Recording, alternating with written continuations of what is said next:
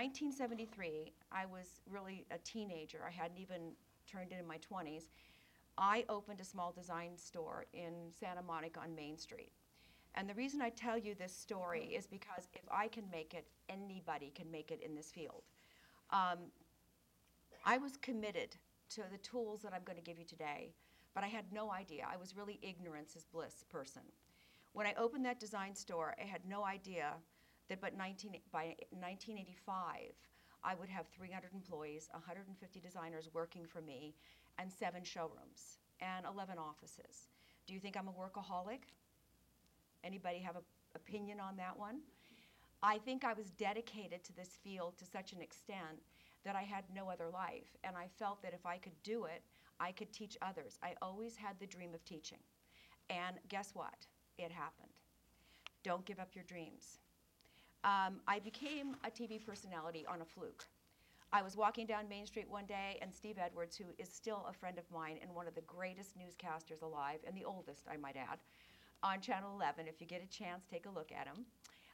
He's made many of us women successful. And in 1986, he came down to my showroom and said, "You're going to be my new design reporter." And I looked at him, I said, "Oh God, no, I can't be on TV. I don't know how to do that." He said, "I'll teach you." He takes every single woman he's ever had with him on television and he develops them into something. And in those days, a design reporter was unheard of. I'll cut to the chase and tell you in 1999, I put my company up for sale. There's a lot of stuff that happened in between. I built Main Street. I worked like crazy. I developed designers. And the biggest thing of all I feel that I was able to achieve was working with Michael Taylor and Stephen Chase. Has anybody heard of those two gentlemen? Who has not heard of them? Okay, we're not counting you. Do me a favor.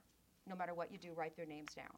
In my opinion, they're still 2 of the greatest unliving designers, I should say. And both of them died very young. I must say that if you get a chance, take a look. I think Stephen Chase was on Architectural Digest, the cover of, I don't know, 8, 9 times. They taught me a great deal. They bought from my showrooms, and they supported me through my life. They were great, great mentors. When I put my company up for sale, it was because I got involved in 2 things. One, I developed my own skin line. Don't ask. That's another whole lifetime. But I did it because I ran into a woman who helped me out and changed my face, so I had to have it. But the second part of what I really cared about was I took 3 years off and I wrote a workbook.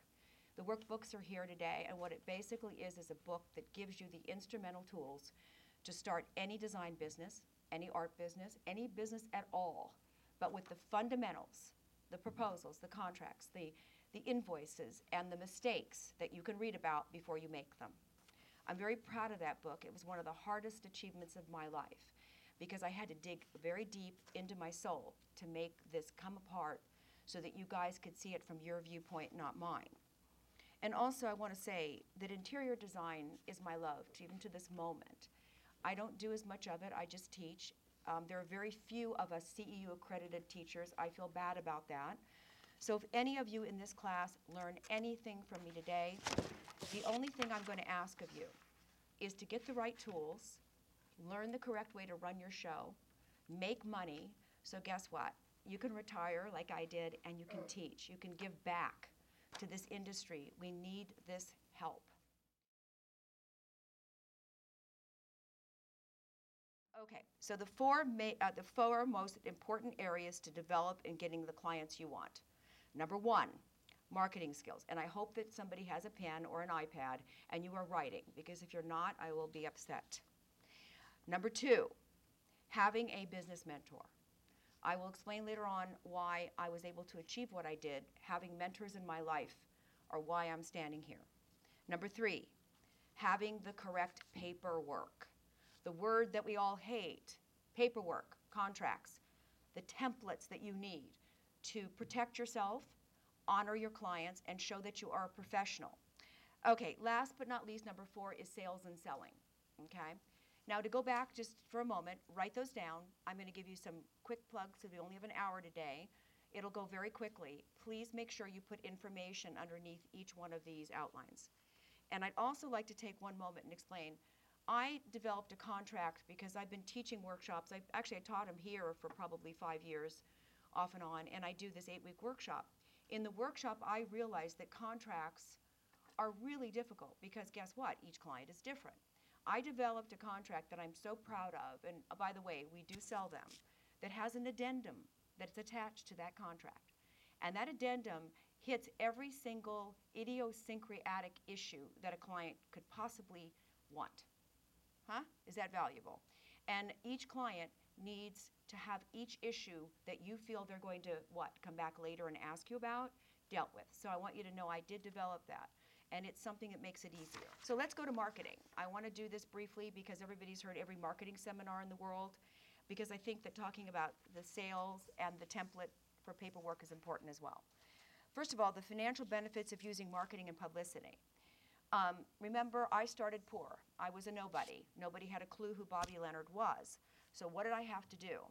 In 1973, when women were not even accepted as designers on a large scale by any means, I can promise you that I had to figure out how to market myself and who I was. Here was this little tiny surfer kid. I came from another country, came to Main Street and thought, well, how do I make myself somebody? I used these 3 skills. Number 1, I began a brand. I made myself not just a designer, but a brand. Hook, what does that mean? Well, let me tell you my hook. In those days, it was very difficult to understand who I could be. My hook was simple. I had a giant dog, and I used him.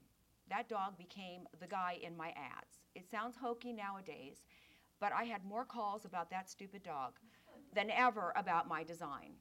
And the largest design job I ever did in my life in Kuwait was my job. It was a $7.5 million job to start with. That job was given to me by a gentleman who wanted to know how he could buy my dog, or a dog like it. You have to, and nowadays, I'm not saying use a dog, ladies and gentlemen, but I'm saying I had to be desperate. I looked for something. So let's just take an example of somebody in this class. I know I have a student here from Italy that I'm working with in an 8-week workshop, and I'll introduce you in a minute, Eleonora.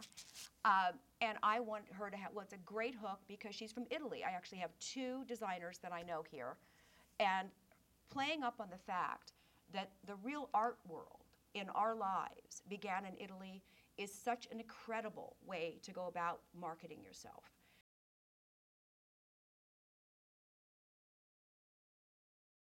Identify who you are as style and influence.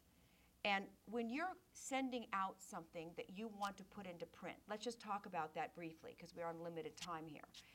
Marketing includes, my friends, doing a PR kit. Nowadays, it can be obviously sent to people by email, but I still recommend to all my students and my clients that they do press kits. Some people think that's hokey. Guess what?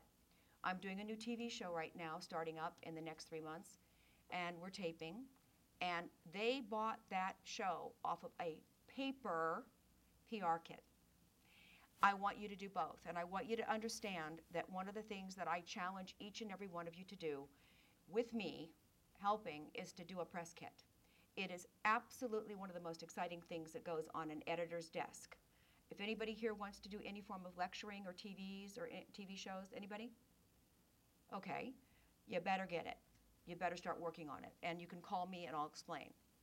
All right, let's talk a little bit about how and why it's important to have your work published, even if you're just beginning. Is that possible, do you think? Stephen, do you think that's possible?